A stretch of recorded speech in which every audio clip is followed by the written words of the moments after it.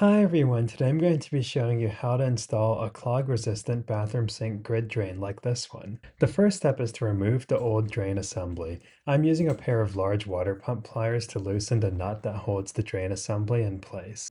You may have some water trapped in the connections, so be sure to have a bucket or similar container underneath the pipes to catch any drips.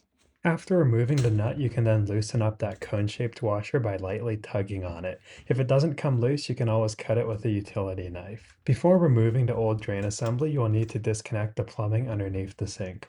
Most of the time, you'll have a tubular P-trap like this one.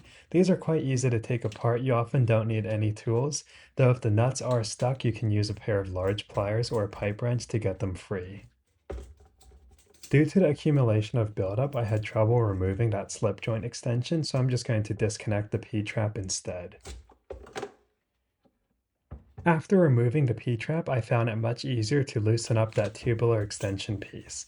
These tubular plastic parts can be quite brittle with age, so if you're working on them, I recommend just replacing everything. After the plumbing has been disconnected, removing the drain assembly is super simple. All you have to do is pull down that cone-shaped nut and then you can just lift that piece right out. The new drain assembly is pretty easy to install. Start by removing the nut, fiber washer, and lower rubber gasket, and then you can take the drain assembly and just push it into the hole. The drain assembly seals to the sink using this cone-shaped washer. To install it, support the drain assembly from the top using one hand, and then push this rubber gasket up using the other. Secure the gasket using the fiber washer and metal mounting nut. Screw the nut on as far as it will go by hand and then tighten until snug. This nut is pretty big, so I like to use my pliers wrench for this. If you don't have one, a pair of channel locks will work just fine. Be careful not to over tighten as you do not want to cause damage to the sink. Now that the drain assembly has been installed, it's time to finish up the plumbing. Start by wrapping that included tailpiece with some Teflon tape and then screw it into the drain assembly by hand. Next, use a pair of large pipe pliers or channel locks to tighten it until snug. Do not over tighten as this is quite thin metal and you do not want to crush it or strip out the threads. The last step is to reinstall the P-trap. I'm installing this 1¼ inch plastic tubular P-trap with an extension piece.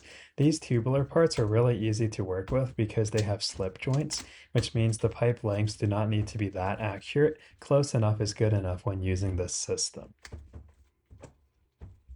These slip joint nuts only need to be hand tightened.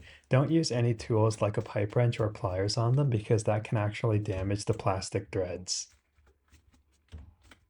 Finish up by turning on the faucet and checking for leaks. The most important areas to check are where the drain assembly meets the sink, because this is most likely to have problems.